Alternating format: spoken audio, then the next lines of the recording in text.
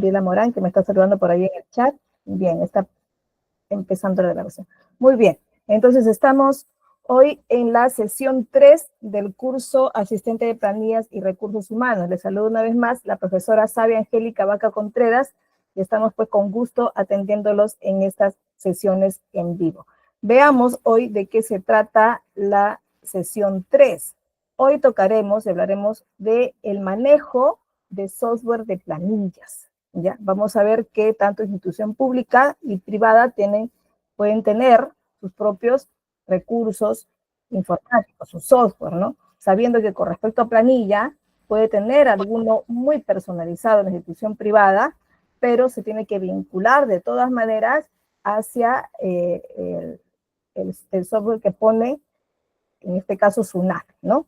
A través del plano. Entonces, siempre tenemos que estar atentos a que si tenemos uno personalizado, tenemos que después subir toda la información como a manera declarativa al sistema de SUNAT. En el caso de institución pública, también a veces nos ponen algún sistema especial, pero también tiene que en algún momento subir la información porque tenemos que, en este caso, responder con la rendición de cuentas a la SUNAT, que es la encargada de esta recaudación de datos y también de tributos, ¿ya? De impuestos como es el que tiene que recoger. Veamos entonces de qué se trata, ¿no? Sabiendo que ya hemos tocado algunos fundamentos y hemos hablado también de la gestión de personal, ¿no? De cómo llegar a ellos, y hoy nos meteremos un poquito en esta gestión de software y planillas. Veamos por aquí.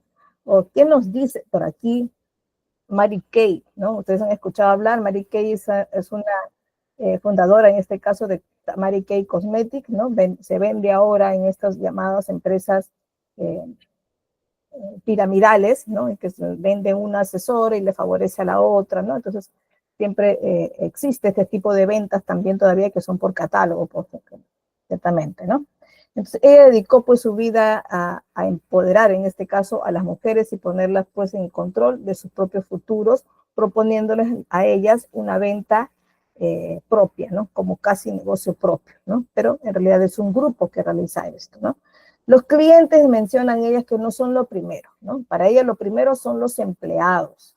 Si cuidas de tus empleados, ellos cuidarán de tus clientes. Y es verdad, ¿no? Por eso es que tenemos que tomar en cuenta de que tenemos que atender lo mejor posible a nuestros empleados porque ellos son los que al final tienen el vínculo directo con nuestros usuarios, con nuestros clientes, quien al fin y al cabo son los que monetizan, ¿no? Entonces tenemos que cuidar para que ellos también cuiden a nuestros clientes, ¿no? Considerando pues que en esta tercera sesión hay un sistema general, en este caso a nivel público, ¿no? Que consiste en planillas específicamente, ¿no? Esto se refiere al MCPP, que es el módulo de control de pago de planillas, ¿ya? Que es un sistema especial que pone, en este caso el Estado, a todas las entidades públicas, ¿no? Pero aparte de esto, tiene que utilizar la gestión de planillas en T-Registro y en PDT Plan, ¿no? Y esto es para empresas privadas o públicas. Y los sistemas privados también tienen sus propios sistemas personalizados, ¿no? Entonces vamos a dividirlo en estas tres partes. Veamos por aquí en qué consisten los sistemas del Estado. Miren, por acá se me ha borrado un poquito, se me ha movido. Ya, mejor no lo... Bueno, esto que no se ve muy bien, que está al lado derecho, el recuadro rojo, indica que está señalando al sistema de abastecimiento. Ya, y del lado derecho superior, este recuadro me estaba señalando el sistema de gestión de recursos humanos. Estos dos, al lado izquierdo ven también tesorería, ¿ya? Tesorería. Ahora, el sistema de abastecimiento que ve el Estado está vinculado con alcanzar a los colaboradores, en este caso, los materiales que necesitan, ¿no? Pero esto lo gestiona no necesariamente recursos humanos, sino lo gestiona la administración general, que podría ser una gerencia general también, o un departamento de administración, como fuera. Pero quien se encarga directamente del trato, en este caso de la planilla, es tesorería y gestión de recursos humanos, ¿ya? Son los dos quien tiene cargo. En este caso, hablando de la gestión pública, por si acaso. Hablando de la gestión pública, son estos dos sectores los responsables, ¿no? Ahora, la frase, por ahí hay una frase que dice, una empresa es tan grande como la gente que trabaja en ella, ¿no? Que refleja que los empleados son el corazón, de hecho, de cualquier empresa, ¿no? Y al poderle hablar o gestionar sus planillas, estamos pensando en ellos porque necesitamos que esté lo más claro posible. Antes de redactar una planilla, antes de empezar con eso, yo creo que deben hacer entender mensualmente, si es posible, con infografías o con algo, hacer entender a sus trabajadores de cómo leer su planilla.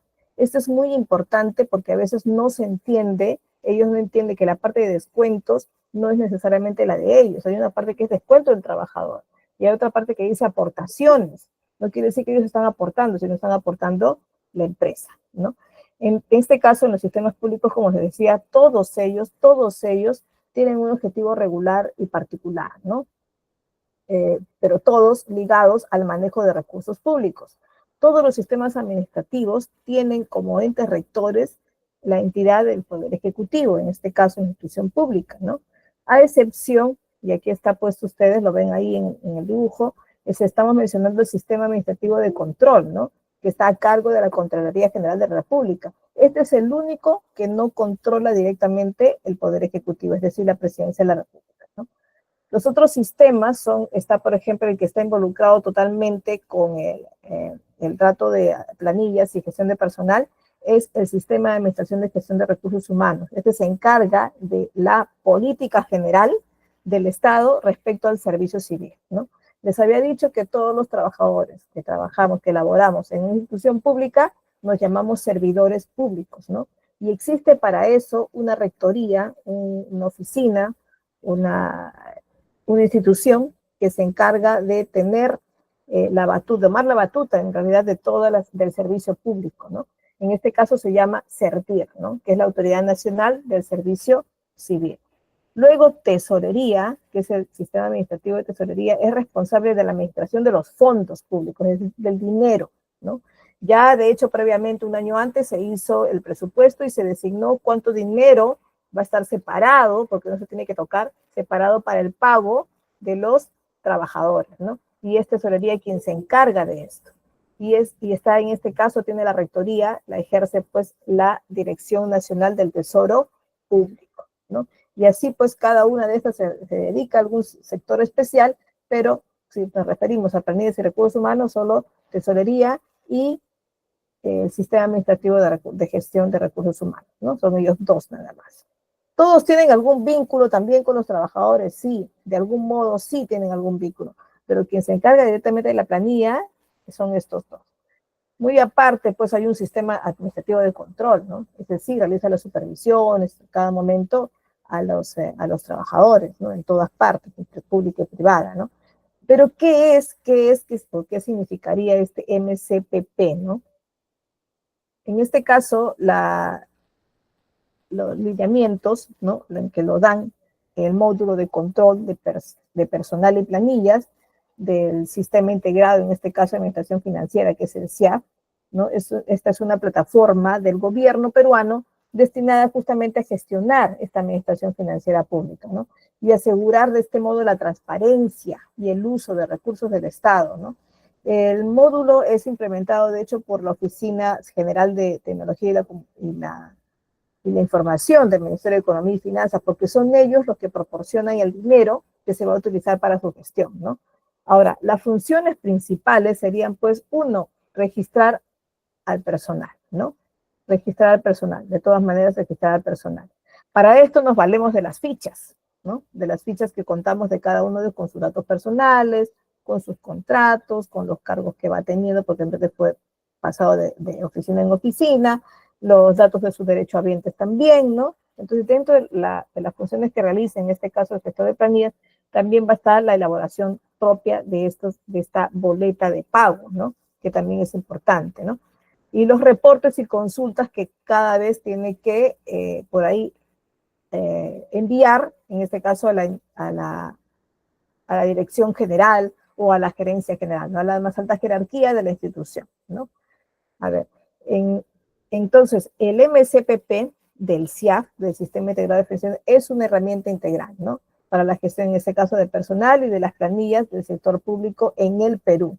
Y de esta manera, pues, se facilita un manejo eficiente y transparente de los recursos financieros del Estado, ¿no? En realidad, con solo poner la información en este módulo, ya estamos siendo transparentes, ya estamos reportando, ya estamos, en ese momento nos pueden estar fiscalizando. Así que ya estamos cumpliendo con informar al ponerlo en el sistema, ¿no? Pero también tenemos que cumplir, les había dicho, con la SUNAT, ¿no? Con la SUNAT. ¿Qué pasa con la SUNAT? La SUNAT nos pide que entremos a realizar el reporte de lo que se paga a los trabajadores dentro de T-Registro y PDT-Plame, ¿no? En este caso, el registro, el T-Registro, es una de las maneras de cumplir con el registro de la planilla también de los trabajadores, ¿no? A este sistema ingresan, en este caso, los encargados de planilla o el gestor de recursos humanos, dependiendo de quién se le esté encargando, para que publique todos los datos mes a mes. Hay unas fechas determinadas para hacerlo, hay unas fechas máximas, de hecho, que se publican desde el último día en que se realizaron, se pagaron los haberes, hasta unas fechas determinadas dependiendo el último número de RUC de cada institución, ¿no? Entonces tenemos que informarlo allí, ¿no? El PLAME, en este caso, sirve para cumplir y declarar esas obligaciones, ¿no? Hay una normativa que parte desde el 2011 que fue generado, ¿no? Entonces, desde ahí parte ya el cumplimiento. ¿Qué contenido podría tener el PLAME? Vamos a verlo por aquí. Ya. Tiene el ingreso de personal, ¿no? Puede referirse también a las pensiones, ¿no? Que también podemos declarar. También el ingreso de los beneficiarios, ¿no? Los beneficiarios vendrían a ser las personas quienes tienen de alguna manera un beneficio más, ¿no? Por ejemplo, los que están en las modalidades formativas laborales, ¿no? Que puede ser los internados, que algunos son pagados, puede ser los serums, que algunos son pagados con servicios que uno da al gobierno, ¿no? Por cumplimiento de algo. Por ejemplo, los titulados en el sector de salud, si desean en algún momento tener la habilidad, o sea, tener habilitado la posibilidad de que trabajen para el Estado, tienen que tener su servicio al gobierno por un año, ¿no? De hecho, que ustedes dirán servicio pagado, bueno, en algunos casos es pagado cuando hacen su servicio en provincia, y en otros casos, en buena parte de ellos, no digo la mayoría porque la mayoría sí es pagado, en otros casos no, es ad honorem y tienen que cumplir también su año completo, pero no se les exige todas las horas diarias, ¿no? Sino se exige unas 18 horas semanales, ¿no? Entonces ellos también serían los beneficiarios en este caso. Pero los que no se les paga una planilla porque trabajan ad honorem y están de repente considerados así, por ser la política del SERUM en este caso, entonces no se les tiene que informar. Se presenta un informe diferente donde están registrados ellos como personas que se deben a un horario también, porque sí les piden un horario de 6 horas diarias, ¿no? Diarias, en este caso interdiarias, 18 horas semanales, ¿no? Entonces entra en un registro, pero no entra necesariamente en la planilla de SUNAT, porque en SUNAT ingresan de manera obligada para poder controlar los impuestos. En este caso, esa persona donde no se le paga, pues no entraría en la planilla, ¿verdad? Entonces, en esos casos son los beneficiarios de salud u otros, ¿no? La planilla de pago es un registro, de hecho, con una estructura especial y que deben contener diferentes datos, ¿no? Estoy hablando de la planilla, del documento grande donde están todos los datos de todos los trabajadores, ¿no? Que podría estar en un software especial, sí, pero también podemos elaborar nosotros nuestra propia planilla con un Excel, ¿no?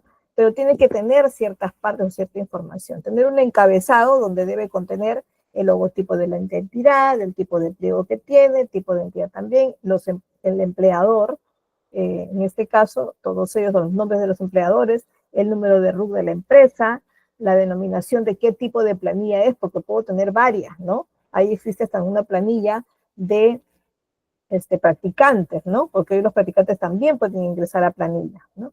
Debe estar detallado el año, la fecha, la hora y tener quizá algún correlativo, ¿no? Porque pueden ocupar varias páginas, ¿no? Una meta presupuestal. Bueno, en este caso, la institución pública sí en su planilla de pago tiene una meta presupuestal, es decir, una designación de pago de gastos por planillas que se hace en el año, ¿no? Y que no puede cambiar, lamentablemente, como les digo, por más horas extras que haga, no puede cambiar y darle una bonificación extra por ahí, no existe, ¿no? Siempre se mantiene en base a la meta presupuestada, ¿no? Luego debe continuar una estructura ya con los datos detallados, en este caso de los colaboradores, ¿no? En este caso de los empleados. Su DNI, sus apellidos y nombres, la fecha de ingreso, el régimen de pensión que tiene, el tipo, si tienen una AFP, qué AFP es, ¿no? Los días que ha laborado, los días, por ejemplo, que no laboró por alguna razón, justificado o no justificado, se tiene que poner ahí, ¿no? El periodo vacacional que ya se tiene que conocer, el calendario en cierta fecha, ¿verdad? Cuando ya los trabajadores sabemos que cumplido su otro año más, pues no tienen derecho a programar sus vacaciones, pero por temas internos, que a veces no queremos que se crucen muchas personas o muchas personas salgan en un tiempo de vacaciones para que no se quede por ahí no asistida, en este caso en la institución, sí pues necesitaríamos tener un calendario, ¿no? Y eso es una de las cosas básicas que tendrían que ustedes apoyar a hacer como futuros autores asistentes de planilla y recursos humanos, ¿no? Tener el calendario, varios calendarios, entre ellos el de las vacaciones, ¿no? También debe contener el ingreso bruto, ¿no? El ingreso que va igual al que está en el contrato, ¿verdad? Y luego se agregan, pues, otros ingresos más, ¿no? Como por aceptas de institución privada, por ejemplo, algún tipo de bonificación, la asignación familiar para las instituciones privadas, algún otro tipo de aporte. Por ejemplo, pueden recibir algunos que tienen que realizar algunas comisiones especiales en provincia, bueno, se les paga los viáticos, ¿no? Entonces hay una remuneración ahí que de hecho va en su cuenta, pero no está, no se le aplica un porcentaje de descuento por algún otro beneficio más que tenga. O sea, no es computable esa parte de las dietas, de los viáticos, ¿verdad? Bueno, son todos los que aquí están apuntados al lado derecho, son considerados como mínimos, ¿no?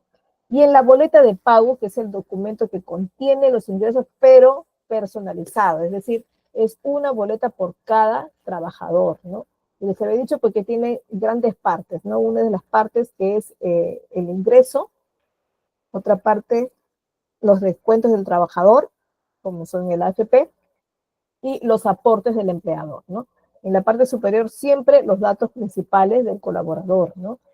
Ahí también se coloca incluso el año en que inició a laborar. Ojo, también va eso. No quiere decir que solo en la primera boleta o en el contrato de figurar. La boleta también tiene que contener eso porque me tiene que indicar cuánto tiempo de servicio ya va teniendo. Entonces necesitamos tenerlo en la boleta. Es dato prioritario, ¿no? Dato obligatorio. Este es un ejemplo de boleta con cada una de sus partes por ahí determinada. En si acaso el material se queda a cargo de GK para que coordine con ustedes para alcanzarse, ¿ya? Veamos por aquí.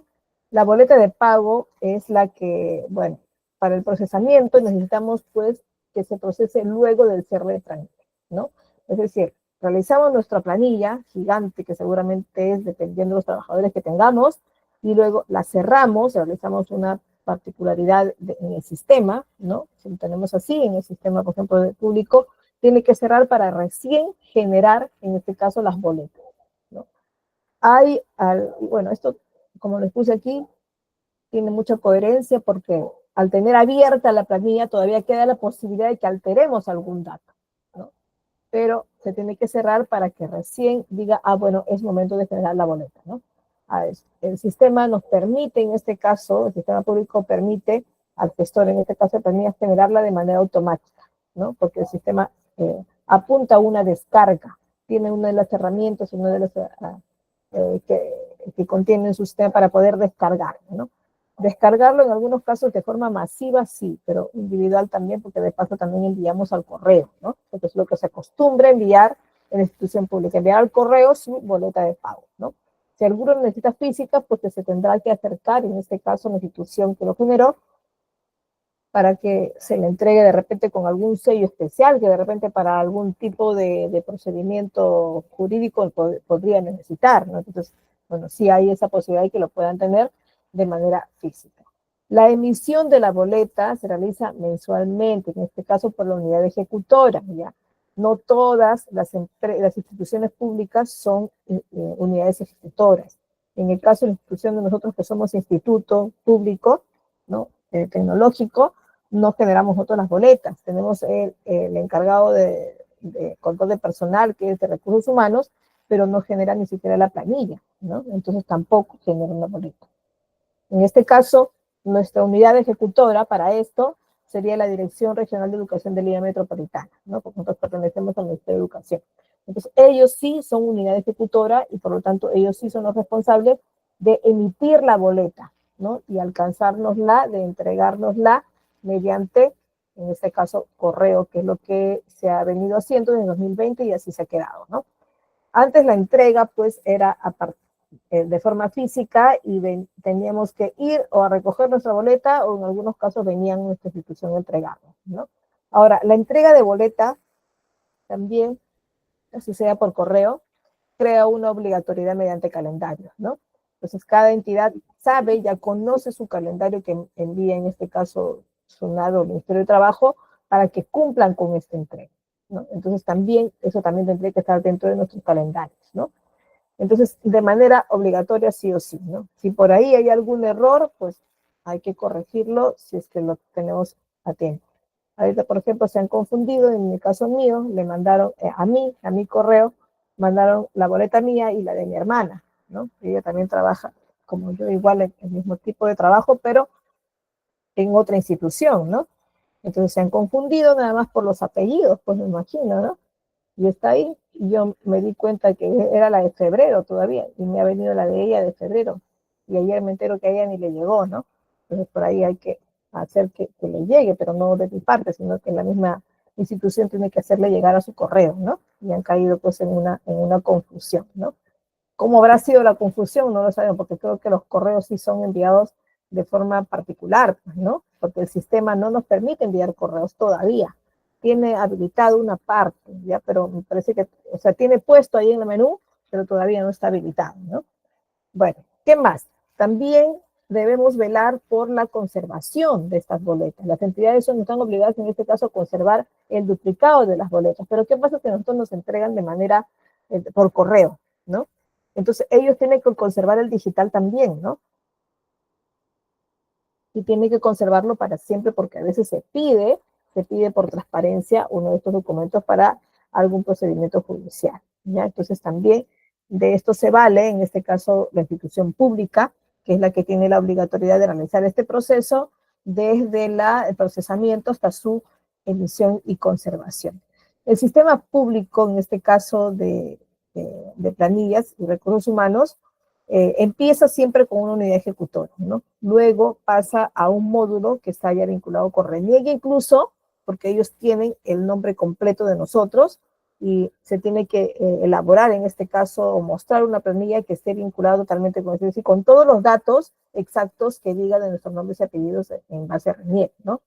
Muchas veces, ¿por qué? Porque esto también se necesita enviar a los bancos para que, en este caso, nos llegue este aporte económico a nuestras cuentas, ¿no? A nuestras cuentas de ahorro. En este caso se llaman cuentas sueldo, ¿no? Todos los que trabajan en institución pública tenemos también nuestra cuenta sueldo y nos llega ahí nuestra remuneración, ¿no? Y bueno, y días después, pues nos llega la boleta. Bueno, y al final, quien tiene que procesar en esta fase, lo que se llama la fase de girado, es decir, la fase donde ya se acepta y se valida la planilla, en este caso es el SIAF, ¿no? Que es el Sistema Integrado de Administración Financiera, y este sí pues, está totalmente vinculado al Ministerio de Economía y Finanzas.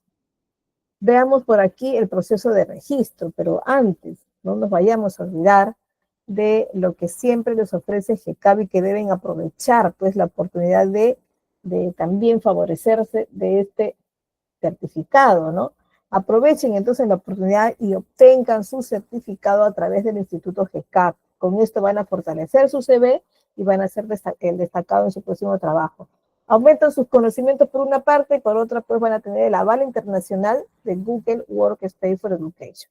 Pueden separar un certificado desde 50 soles o 14 dólares estadounidenses, ¿ya? Pero esta promoción está solo válida hasta el 15 de abril, de acá a 3 días, así que aprovechen ya y sean así un profesional altamente competitivo, ¿ya, chicos? Así que aprovechen, pues. Veamos por aquí, ya, entonces, bueno, el proceso de registro empieza por una administradora de los recursos, en este caso del sistema público, ¿sí? administrador en este caso de recursos humanos del servicio público, ¿no? Y luego de esto ingresa a un sistema de planillas donde se generan pues, los saberes y las pensiones, ¿no? El módulo actúa incluso como un cliente servidor, ¿no? Actuamos como eso, ¿por qué? Porque tenemos que hacer llegar, en este caso, hacia el usuario final, que sería el colaborador, ¿no? Entonces, cuando la unidad ejecutora cierra esta planilla, genera un archivo de planillas, ¿no? ¿Por qué? Para después girarlo, incluso vincularlo, en este caso, con la información que le tenemos que poner en SUNAT, ¿no? Y al final se queda registrado en SIA, que es el Sistema Integrado de la Administración Financiera. Cuando ordenamos una planilla, o sea, cuando por ahí separamos qué cosa contener en cada uno de ellos, tenemos una parte de la que llamamos los activos, ¿no? Que tiene, en este caso, los grupos que tienen haberes, los CAS también, las modalidades formativas, por ejemplo, también podrían considerarse una parte activa, los ocasionales y los que tienen contrato determinado o indeterminado. Todos estos son personal activo, ¿no? Ahora, en los pensionistas nos referimos justamente a los que están cobrando su jubilación, a los sobrevivientes de repente, ¿no? Y a los ocasionales, ¿no? Que en algún modo van a ser de repente pensionistas por un tiempo, pero que luego van a dejar de serlo, ya sea por obtener la mayoría de edad y ya no recibir la pensión, o por un fallecimiento. En este caso, si está cobrando la esposa, pues si ella fallece, ese dinero ya no se cobra más, no por nadie, no se hereda ese beneficio, ¿no? Y también existen los reconocimientos estatales, ¿no? Que están las pensiones de gracia, por ejemplo, que se da por ahí la pensión vitalicia que reciben también los presidentes de la República, ¿no? Por ahí las palmas magisteriales también, que es una bonificación económica que también se entregan a los tipos de docentes, a los defensores de la patria, ¿no? A quienes han sido, en ese caso, condecorados como defensores de la patria, también reciben de forma eterna una bonificación especial económica, ¿no? Entonces, estos también son considerados, en este caso, para el ordenamiento de la planilla. Dentro de ellos también están los alimentos y tutores, ¿no? Esto nos referimos a los beneficiarios por judiciales o por tutoría, ¿no? Lo que pasa es que cuando hay una separación, en este caso de la pareja, divorcio, siempre se crea para una parte la obligatoriedad de dar un beneficio de alimentos, ¿no? A consecuencia de un juicio de alimentos ganado por una de las partes, ¿no? Entonces debe depositarlo a la cuenta en este caso del que tiene la tutoría del niño, ¿no? Ahora, ¿qué pasa cuando este juicio ha sido con aporte automático de su sueldo? Entonces tiene que estar puesto en la planilla también, ¿no? Entonces tiene que estar ahí, poner la RD o la RD que ha autorizado, en este caso, descontarle por alimentos, que va dirigido directamente no a la cuenta del trabajador, sino esa parte dirigida a la cuenta, en este caso puede ser de la mamá o el papá, según sea el que haya ganado el juicio, ¿no? Los pagos únicos son las liquidaciones, que es una sola vez, ¿verdad? Una sola vez el área de liquidación cuando el trabajador está de salida. Adeudos judiciales, ¿no? Claro, adeudó, creó una multa judicial por tal razón, y además el Poder Judicial encargó que a esta empresa le descuente a través de su planilla, de su sueldo, entonces se pone la deuda judicial en ese momento, ¿no? Y los reintegros también, ¿no? Por algún error o te pagué menos, bueno, te reintegro y podría ser por única vez en ese momento, ¿no? También los provisionales, ¿no? Que en este caso los provisionales son los que tenemos por el Sistema Nacional de Pensiones, ¿no? Que también puede ser considerado como una provisión. Bueno, y en T-Registro, en este caso, que es, lo habíamos dicho, que es un registro de información laboral de los empleadores y trabajadores, se pone a los pensionistas, se pone a los prestadores de servicios, se pone a todo el personal contratado en formación laboral también, y todas las modalidades formativas laborales que incluyen, ¿no? El personal de terceros también ingresa ahí, pero no ingresa, ojo, no ingresa el personal de terceros a través de una planilla, sino simplemente informativa, ¿no? En T-Registra, ¿no? Pero no en el plan. Y los derechohabientes también. ¿Por qué? ¿Qué pasa si sé que tengo un menor de edad, ¿no? Y soy empresa privada, ¿no? Pertenezco a una empresa privada. Este derechohabiente, en este caso, que sería la esposa, tiene que recibir también la asignación familiar, ¿no? Y ustedes dirán, la asignación familiar solo lo cobra el personal varón o mujer. No, lo cobran ambos. Si trabajan en la misma empresa, también ambos, ¿no? Si ambos están en planilla, ambos cobrarán su asignación familiar, ¿no? Por el hecho de tener derechohabientes menores, ¿no? Comprende información de carácter laboral, de seguridad social también y otros datos relevantes del tipo de ingresos que pueda estar sujeto, en este caso, al empleado, ¿no? Entonces, todo esto se coloca en la información que se declara a la SUNAT a través de T-Registro y PDT Plan, ¿no? La obligatoriedad está creada con el Decreto Supremo 018 desde el año 2007, en que se crea justamente por el Ministerio de Trabajo la planilla electrónica, ¿no? Y esto es justamente el PDT, ¿no? El PDT. Ahora, el PDT va a incluirme el IGB también, sí, la renta anual, las remuneraciones y los trabajadores independientes también, ¿no? Así que el PDT, que es una declaración que se hace entre registro y TEPLAME, incluye a los que están pagando remuneraciones, pero también a otros casos, ¿no? Hay trabajadores que a veces tenemos, pero los tenemos de manera independiente y ellos no les genero yo una boleta de pago, sino puedo generarles, bueno, en este caso ellos me mandan su recibo por honorarios, ¿no? Pero a través de ellos también debo retenerles en algunos casos un impuesto y soy yo, el empleador, el encargado de registrar esta información a T-Registro PDT Plame para poder también hacer el depósito del pago de lo que le retuve a este trabajador independiente, no quien me hace un servicio en base a un proyecto de repente y que no entra en mi planilla porque hace un servicio específico y labora conmigo solo eventualmente, sin ningún contrato más que de servicios. No es un contrato laboral exactamente, ¿ya? PDT, ¿qué significa? Significa programa de declaración telemática, ¿no? Porque justamente a través del sistema, que es lo que podemos, que es a través de esto que podemos informar toda nuestra planilla y todo nuestro registro de colaboradores, ¿no? En este caso, es un registro puesto por el Sistema Nacional de Administración Tributaria, que es la SUNAT, ¿no? Con la finalidad justamente de facilitar la elaboración de estas declaraciones juradas, ¿no? Bajo condiciones de seguridad y registros de información, pues que monitorea constantemente la SUNAT. Hay fechas específicas para poder declarar, así que no me puedo descuidar. Es otro calendario que también tiene que tener, en este caso, el asistente de planillas y recursos humanos. El PLAME, que es la planilla mensual, que esto sí es una declaración totalmente mensual, ¿no? La tiene encargado, en este caso, el gestor de planillas, ¿ya? Ahora, el asistente de planillas y recursos humanos, ¿no? De hecho, se pueden estar preparando para ambas cosas, para ver la ejecución de las planillas y para ver la ejecución de la parte de recursos humanos, ¿no? Puede ser que solo le encarguen y se realice una labor muy específica, solo declarar en el TAB, solo declarar los archivos ya generados por otra persona que es quien redacta o genera la planilla. No puede haber una persona que genere la planilla, puede haber otra que haga la declaración, ¿no? Pero todos al final tienen que conocer los conceptos principales de lo que significa tener una planilla, ¿no? En qué casos si es un ingreso para el trabajador y en qué casos no, que es lo principal para poder saber cuánto le pagamos, ¿no? ¿Qué características tiene una planilla? En este caso, un plan. Se deberá contener la información establecida según lo que me pide en este caso, la resolución ministerial, ¿no? Y que por ahí se pueda modificar en el camino y que pueda cambiar, sí, y tengo que estar al tanto. Tienen que estar las retenciones del impuesto a la renta de quinta categoría y las retenciones del impuesto a la renta de cuarta categoría. ¿De qué hablamos aquí? ¿Estamos hablando de jerarquías? No, estamos hablando de categorías de funciones, podrían decirse de razones de ser de cada renta.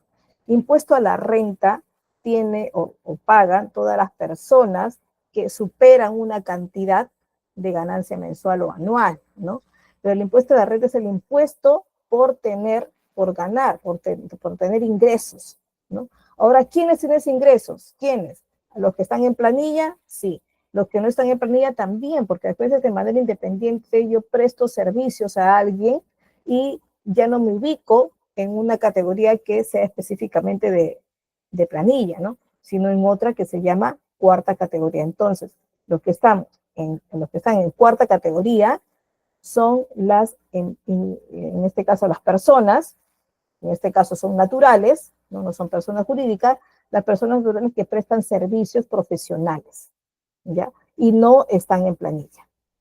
Y las personas que están en quinta categoría son personas también naturales que sí están en un contrato de planilla y tienen un horario fijo de entrada y un horario fijo de salida. Esa es la gran diferencia. Solo existe un caso del que está en planilla y que está en la cuarta, como si fuera un trabajador independiente, que justamente son los CAS. Entonces, si por ahí han escuchado hablar de algunas protestas de los CAS, es porque una de las cosas que se está pidiendo es que no se les considere como trabajadores independientes porque no lo son, no lo son. Son personas que trabajan en base a un horario y se someten a los mismos directivas que les dan, igualitas de entrada, de salida, de bonificaciones, de inasistencias, de descuentos y todo, de vacaciones también, ¿no?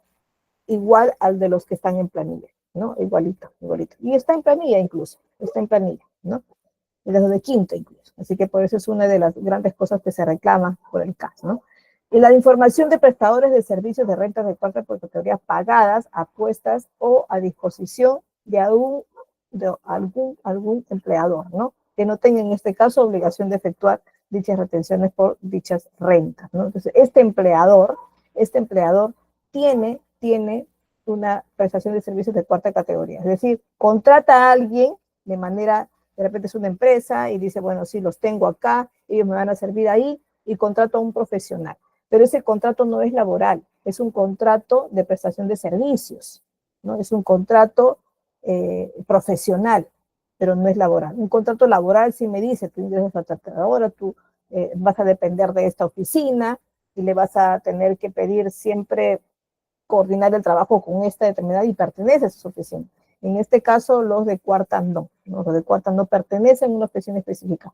Pueden coordinar frecuentemente con ella por el tipo de función que realizan y la ejecución del proyecto que tienen que realizar, sí, ¿no? Pero no dependen de un horario. Entonces, ellos se valen también de este tipo de trabajadores. El impuesto extraordinario de solidaridad respecto a las remuneraciones correspondientes a trabajadores, en los casos que exista un convenio de estabilidad, ¿no?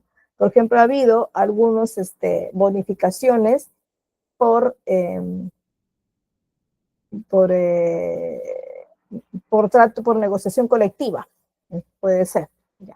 Y por negociación colectiva ganamos un cierto grupo de trabajadores, de repente tener un plus más en nuestra remuneración, ¿no? Entonces se realiza el pago extraordinario, una bonificación extraordinaria, pero por ser esta computable también se convierte en un impuesto también podría ser extraordinario, ¿no? En este caso de solidaridad consideran ahí. Bueno, acá les dejo varios escritos para que los puedan leer, para que pasar por acá a una definición muy importante de aquí. Ya, ojo, el trabajador, para no equivocarnos cuando contratamos una empresa que nos realiza un trabajo, cuando yo contrato a una empresa que me realice el servicio de limpieza, esta empresa me dará una boleta de pago, ¿no?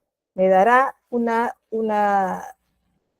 documento comercial, pero no me va a entregar una planilla, no va a poner a mi trabajador que estoy enviando para que le haga la limpieza, no le va a entregar a él directamente su dinero, sino a la empresa quien ha contratado, ¿no?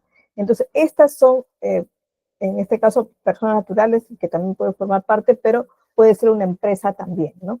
Ahora, el trabajador no está contratado necesariamente con un contrato laboral, ¿ya? Necesariamente, no es necesariamente ese tipo de empresa que trae a los trabajadores, pero contratados por ellos, ¿no? Entonces, eso es muy diferente a traer a la persona natural a prestar un servicio de trabajo y de trabajo continuo, ¿no? Con cierta cantidad de horas, que en este caso nos piden pues mínimo nos piden máximo las 8 horas de trabajo, ¿no?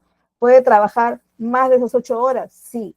En el caso de institución pública, también, pero no se le va a pagar horas extras, sino se le recompensa con descanso. En la institución privada puede, de acuerdo a consenso, pagarle sus horas extras o también puede convenir con el trabajador darle días libres, ¿no? Pero si no les da o no acepta el trabajador, pues se le tendrá que pagar con remuneración, con una parte económica, ¿verdad? Que no es una bonificación exactamente, sino es un ingreso más porque está basado en la labor que hace, ¿no? Bonificación es muy aparte del trabajo que hace.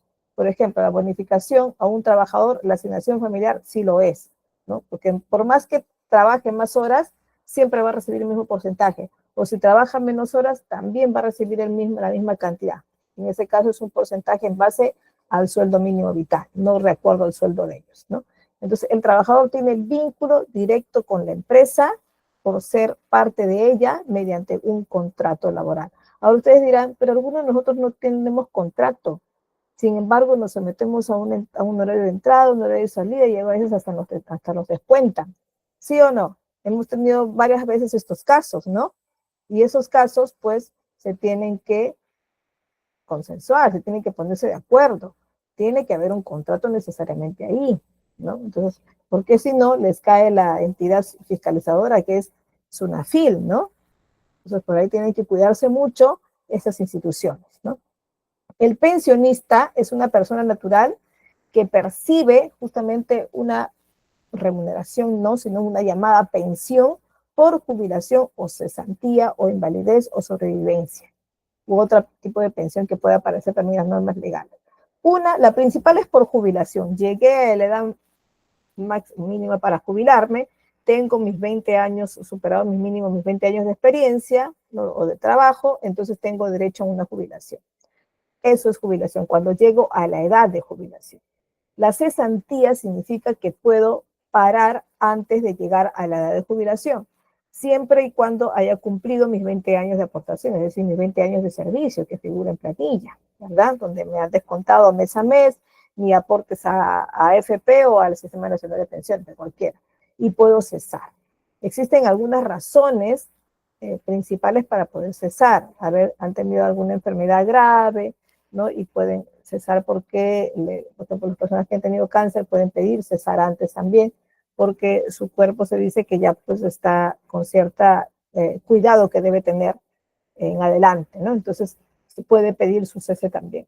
Las personas que han quedado inválidas, ¿no? Las personas que han quedado inmovilizadas, postradas en cama por algún accidente o por accidente de tránsito o accidente de trabajo o un accidente cardiovascular también, ¿no? Algo que les haya provocado algún tipo de invalidez.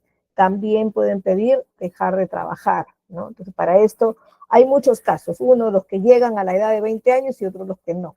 Pero en algunos casos se encarga de salud y otros se encargará, en este caso la AFP o el Sistema Nacional de Pensiones, uno de ellos. El de sobrevivencia también puede ser que se haya salvado de alguna eventualidad, Dios no quiera que no ocurra mucho, pero también podría parar su trabajo antes de tiempo, ¿no? Entonces, cualquiera que fuera el régimen legal al cual se encuentre sujeto, están asegurados, siempre deben estar asegurados en salud. Ahora, pero también existen empresas privadas que colocan a sus trabajadores para que sean atendidos en instituciones, en este caso en clínicas, ¿no? Que son centros de salud privados, ¿no? Entonces, ellos también van a poderse atender en ellos. Pero ¿qué pasa cuando ellos están aportando siempre a su Sistema Nacional de Pensiones, ¿no? Y les están descontando y paga algo más además que de salud. El de salud lo paga el empleador.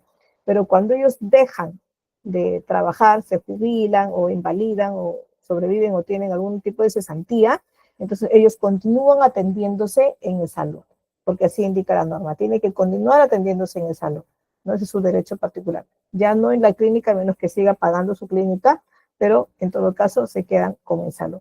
El personal de formación laboral es la persona natural que se encuentra bajo alguna modalidad formativa, ¿no? Y en este caso todas ellas están reguladas por la ley. Un ejemplo de ellas son por ejemplo, los practicantes, ¿no? Otras de ellas pueden ser los internistas, ¿no? Que realizan su labor todavía estudiantil, ¿no? Pero ya después de haber terminado toda su carrera, ¿no? Los médicos, por ejemplo, el personal de salud, las enfermeras realizan un internado, ¿no? Entonces, estas también son modalidades formativas y deben estar dentro de una planilla, no de pago, de repente no de descuentos, pero sí en una planilla, ¿no? El personal de tercero, esta sí es una modalidad súper especial, ¿no? La modalidad de terceros es un trabajador o prestador de servicios. Les había dicho que no tienen un contrato específicamente laboral, ¿no? No es una contratación o una orden de servicio en este caso, ¿no? Cabe indicar pues, que se informará en registro siempre que el empleador del trabajador, en este caso prestador destacado o desplazado, no haya asumido el pago del SSTR, ¿no? En este caso, este tipo de seguro complementario de trabajo, siempre y cuando no, siendo un pago asumido en este caso por el empleador declarante, este seguro, ¿no? Y serán incorporados en el PLAME solo en aquellos casos en el que tenga esta cobertura. ¿Por qué? Porque este pago de este seguro se realiza a través de SUNAT también, ¿no? Entonces, usted tiene que controlar si es que tiene este tipo de seguro, este personal del tercero, entonces sí ingresaría, pero únicamente para poder declarar y pagar este tipo de seguro. ¿Cómo registrar en este caso y actualizar los datos de tus trabajadores en la planilla, ¿no? Tenemos que ingresar a la plataforma de SUNAT, ¿no? Y ustedes la googlean, buscan SUNAT, ingresan, ¿no? Y siguen los pasos que le dice ahí con diferentes botones que tienen, pero en todo caso con www.sunat.gov.p, ¿no? Y desde ahí ingresan a una parte donde les permite hacer declaraciones y pagos, ¿no? Y ahí van a encontrar el PLAME y el registro, ¿no? Siempre les van a pedir el número de RUC y una clave, ¿no? Si la clave no la conocen, bueno, las pueden ahora incluso hasta generar por internet, ¿no? Mediante su registro, en este caso en SUNAT. Este es un registro del empleador, ¿no? Está el nombre de la compañía, en este caso el nombre de la razón social han puesto compañía nada más. Está el tipo de contribuyente, en este caso es una sociedad, ¿no? Con responsabilidad limitada. Bueno, y ahí está el año en que se creó, fecha de inicio de actividades, 1 de julio del 2019, 2018 puede ser. El estado del contribuyente tiene que figurar activo, ¿no? Si no figura activo, hay que gestionar con SUNAT de que me debe figurar activo. De alguna manera, de repente le faltó declarar algo, ¿no? Si la primera vez que van a entrar a registro o pedir PLAME, hay que verificar que estemos activos, ¿ya? Acá, por ejemplo, el empleador de registro está sin registro todavía, ¿no? Y tenemos que generar un alta para poder empezar, ¿no? Luego les va a pedir una información de qué tipo de empleador es, si es público o privado, ¿no? Ingresamos este dato también. Por ahí un teléfono, ¿no? Que podamos tener, un teléfono fijo, celular, correo electrónico, bueno, esos son los datos principales en este caso del empleador. Luego habrán los datos laborales también y de seguridad social, ¿no? En este caso, si vamos a registrar ya a esta empresa que está como no está como remite, ¿no? Por eso que ha puesto no. Ya, y hay tiene trabajadores que están en el régimen pensionario, en ese caso le ha puesto no, ¿no? Pero bueno, para nuestro caso podríamos sí, porque sí vamos a tener seguramente trabajadores con el régimen pensionario, ¿no? Siempre es muy usual, ¿no? La empresa se dedica a intermediación, tercerización, ¿no? Hay que colocar específicamente a qué nos dedicamos, ¿no? La empresa dice promocionar de las personas con discapacidad. La empresa, si tiene o no trabajadores con discapacidad, pues sí, hay que ser sinceros porque si ponemos sí, también vamos a tener que registrar con los datos de ellos, ¿no? Es una agencia privada de empleos. Bueno, en este caso creo que ya hay muy pocas, ¿no? No, supongamos que no. En este caso le han puesto no, ¿no? Y desea allá. Si tiene algunos otros datos que desplaza al personal con los empleadores, bueno, en este caso ha considerado que sí, ¿no? Y comienza a detallar cuáles son. Hay que incluir en el detalle, ¿no? Que se puede desplegar. Bueno, terceros empleados destaquen y se pasan por personal. Bueno, también, si tenemos terceros, también los tenemos que declarar aquí, ¿no? Sí, en este detalle, que también se abre aquí un cuadro para poder poner al detalle este dato que estamos poniendo, que sí lo tenemos, ¿no? Luego hay que continuar con los otros datos, ya en este caso definiendo a cada uno de los trabajadores, ¿no? Tenemos que colocar el tipo de régimen laboral que tiene, ¿no? En este caso vamos a poner la 728. ¿Y qué categoría ocupacional ocupa, ¿no? Que sea un directivo o sea un ejecutivo, ¿no? Bueno, también lo tenemos que definir acá. el nivel educativo de ellos. Ojo, según la información que nos ha brindado el trabajador, no podemos suponer nosotros porque ayer nos dijo que tenía una maestría y por lo tanto acá le ponemos que tiene una maestría. No, ¿no? Tenemos que sacarlo de los documentos que nos ha dejado, mediante su ficha que ha sido declarativa incluso. Entonces de esa parte sacamos y comenzamos a llenar uno a uno los datos de los trabajadores, ¿ya? La jornada de trabajo es la máxima de 8 horas, sí. Bueno, y así, ¿no? La mayoría contiene ese tipo de trabajo. Establecimiento, por si acaso si tuviéramos varios locales, ¿no? Habremos para eso registrado ya nuestros locales y nos saldrá aquí la alternativa adecuada para registrar a este trabajador como lugar donde labora específicamente. Si tiene alguna discapacidad pondremos sí, si no, no, si sí nos va a permitir ingresar o hacer la búsqueda en CONADI quizás, ¿no? Si está sindicalizado, ¿no? Quizás sea una empresa muy grande la que estamos y haya sindicato presente. Entonces tenemos que poner si este forma parte del sindicato. Ahora, ¿cómo sabemos si forma parte del sindicato? Para eso el sindicato nos dio las nóminas, ¿no? No podemos ponerle nada más porque el trabajador nos dijo que sí. Tiene que estar realmente indicado en su ficha y con el reporte del sindicato oficial, ¿cierto? Los sistemas de planillas privados, de hecho, nos permiten automatizar y gestionar nuestras planillas casi de manera automática, ¿no? ¿Por qué? Porque hay un momento que nosotros ingresamos manualmente los datos de nuestros trabajadores nuevos, ¿no? Por ahí, si los rotamos también o si cambio de función, bueno, también el sistema me va a permitir. Y me reporta al final y algunos de ellos también me permite enviarles sus boletas de pago a través directamente del correo electrónico, ¿no? No como el sistema público que tenemos que descargar y luego enviar. En este caso, sí podría ser.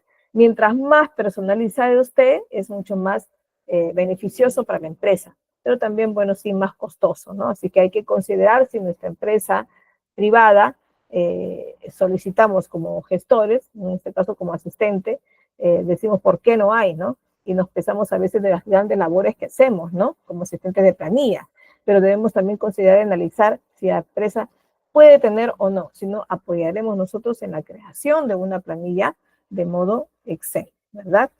Bueno, hasta aquí hemos llegado en esta sesión 3 del curso Asistente de Planillas y Recursos Humanos. Veamos para la siguiente sesión el manejo de retenciones laborales. ¿Ya? Ahí vamos a ver algunos de los cálculos que van a hacer en el trabajo de planillas, ¿verdad? Y ahí nos vemos en la próxima sesión. Muy bien, chicos. Hasta luego. Gracias.